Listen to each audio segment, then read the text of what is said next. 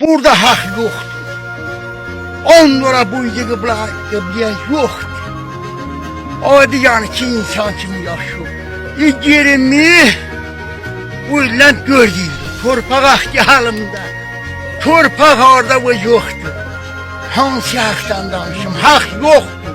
Hak yoktur, yoktur. İcra başçısı yoktur. Deputat tayin orayı neye orayı ben bilmem. Yoktur. Yoktur. Devlet. Bakın o diyende. Deputatın açtığın tayin olmalı.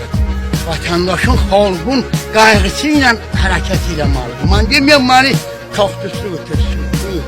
Dediğimi dedim de 41-42. asırda yaşayan şahslar indiki vatandaşlardan yaşayan.